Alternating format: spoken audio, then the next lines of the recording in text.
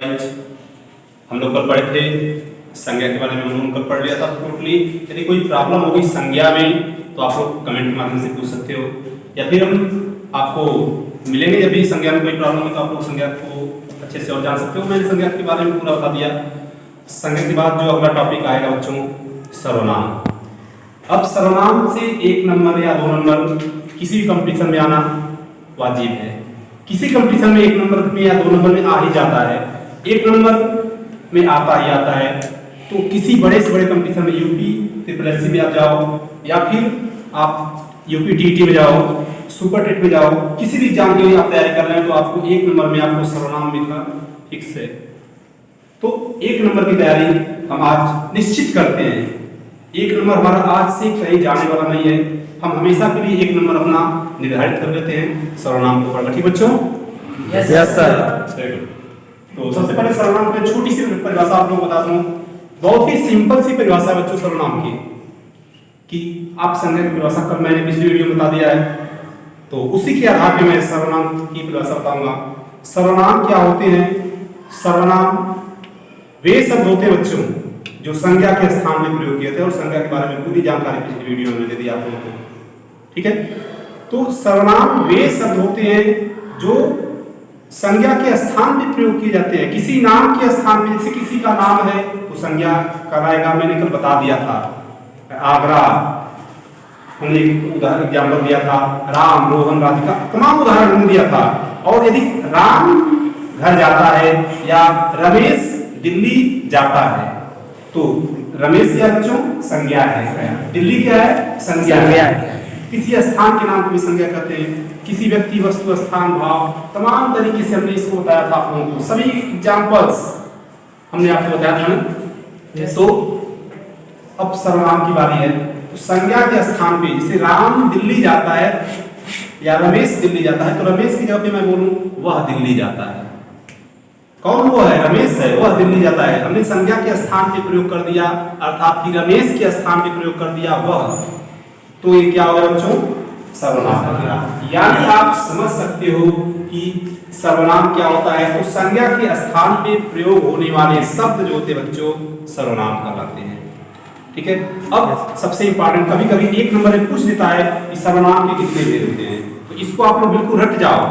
सर्वनाम के 6 सर्वनाम के 6 भेद होते हैं। 6 के बारे में पूरी विस्तृत यहाँ पे जानकारी आपको मिल जाएगी बच्चों। पुरुषवाचक सर्वनाम, निश्चयवाचक सर्वनाम, निजवाचक सर्वनाम, संबंधवाचक सर्वनाम, और निश्चयवाचक सर्वनाम और प्रश्नवाचक सर्वनाम। ये 6 होते हैं बच्चों। और 6 के बारे में बहुत कम समय में आप लोगों को पूरी जानकारी दे रहा हूँ। आपको मैं ऐसी तैयारी कर रहा हूँ बच्चों। आप आज तक आप लोग पढ़ रहे थे कि आप कोई भी यूट्यूब चैनल वाले आते हैं तो आपको बताते हैं कि आप उठा लीजिए कलम और कॉपी, मैं कहूँगा आप बंद कर दीजिए कलम और कॉपी, और हम लोग सीधे पढ़ेंगे डायरेक्ट मूव टू माइंड। क्या करें बच्चों? Move to mind. कोई जरूरत नहीं है, no copy, no pencil, no कलम। ओके? डायरेक्ट हमारा होगा मूव टू माइंड। ओके? चलते हैं। तो पुरुषवाचक सर्वनाम परिभाषा, छोटी छोटी परिभाषा, मैं सबकी छोटी छोटी परिभाषा बताते चल रहा हूँ और उसके एग्जाम्पल देते चल रहा हूँ। आपको डिस्क्रिप्शन में पूरी उसकी जानकारी आपको मिल जाएगी। ठीक है बच्चों? तो पुरुषवाचक सर्वनाम क्या होता है कि वह सर्वनाम जिसमें कोई वक्ता होता है और कोई श्रोता होता है, और कोई किसी के बारे में कहा जाता है। हम कुछ बोलते हैं, आप कुछ सुनते हैं, और मैं किसी के बारे में बोलता हूँ। जैसे मैं बोलूँ आपसे कि रोहन कल स्कूल नहीं आया था, तो मैं बोल रहा हूँ, तो एक वक्ता हो गया, आप सुन रहे हैं, आप एक श्रोता हो गए, और रोहन के बारे में बोल रहा हूँ, है ना? तो इसलिए जब जहाँ पे 3 प्रथम उत्तम पुरुष, मध्यम पुरुष और अन्य पुरुष के भाव व्यक्त होते बच्चों, वहां पे क्या होता है? पुरुषवाचक सर्वनाम। और पुरुषवाचक सर्वनाम में या राम, श्याम, रोहन, सीता, रीता, रीमा, कुछ भी हो सकता है। इसका मतलब ये नहीं हम मेल फीमेल से इसको आइडेंटिफाई नहीं करेंगे। पुरुषवाचक में कोई भी आ सकता है। एक टीचर, अध्यापक भी हो सकता है, और अध्यापिका भी, कोई भी हो सकता है बच्चों ना। तो यहाँ पे पुरुषवाचक में हमारा कोई यहाँ पे मतलब ये नहीं है कि केवल पुरुष जाति का बोध हो रहा है, ऐसा कुछ भी नहीं है। यहाँ पे कोई भी हो सकता है, वक्ता मेल भी हो सकता है, वक्ता फीमेल भी हो सकता है, श्रोता मेल भी हो सकता है, श्रोता फीमेल भी हो सकता है। तो इसीलिए इसको जानते हैं पुरुषवाचक सर्वनाम को समझिए। पुरुषवाचक सर्वनाम के बच्चों 3 भेद होते हैं, ठीक है। पुरुषवाचक सर्वनाम के बच्चों 3 भेद होते हैं, ठीक। पहला है उत्तम पुरुष, मध्यम पुरुष और अन्य पुरुष। देखो आपको पूरी जानकारी, पूरी डीपली जानकारी यहाँ पे मिल जाएगी। अब इसके सिवाय और कुछ भी मिलेगा नहीं, और जो भी है इसके सिवाय कुछ है भी नहीं, ठीक है। उत्तम पुरुष जो व्यक्ति करता होता है, जो कुछ करता है, मैं बोल रहा हूँ ये उत्तम पुरुष में आएगा। आप सुन रहे हो ये किस में आएगा? मध्यम पुरुष में आएगा। और मैं किसी के बारे में बोल रहा हूँ, ये किसकी अंतर्गत आएगा? अन्य पुरुष में आएगा, ठीक है, ठीक है। तो देखो बच्चों, उत्तम पुरुष में क्या कौन कौन से शब्द आते हैं? मैं कह रहा हूं, हम पुरुषवाचक के बारे में बता रहे थे। उत्तम पुरुष में क्या आता है? मैं, हम, मैंने कहा मैं कुछ कहता हूं, यानी वक्ता जो है प्रत्यक्ष रूप से जो बच्चों उत्तम पुरुष में आएगा। तुम, आप, मैं आपको कह रहा हूं, तुम जाओ, मैं किसी को कह रहा हूं ना, जिसको कहा जा रहा है वो क्या होगा बच्चों? मध्यम पुरुष में आएगा। और अन्य पुरुष में वह गया, तो वह गया, वे गए, ठीक है। ये जो किसी और के बारे में कहते हैं, मैं कह रहा हूं उसने तो मैं, हम, आप करेंगे आप, तुम, ये यूज कर सकता हूं बच्चों। और अन्य के बारे में कहूंगा वह, वे, है ना। इस प्रकार के शब्दों का प्रयोग करता हूं, तो आप लोग स्पष्ट समझ गए बच्चों कि उत्तम पुरुष क्या होता है, मध्यम पुरुष क्या होता है और अन्य पुरुष क्या होता है। आप यहाँ से इसकी भी विस्तार कर सकते हो। उत्तम पुरुष में मैं, हम, मध्यम पुरुष में तुम, आप, और अन्य पुरुष में क्या होता है बच्चों? वे, वह, ये अन्य शब्द होते हैं बच्चों, ठीक है। अब निश्चयवाचक सर्वनाम क्या होता है बच्चों? अगला पॉइंट में आता है निश्चयवाचक सर्वनाम।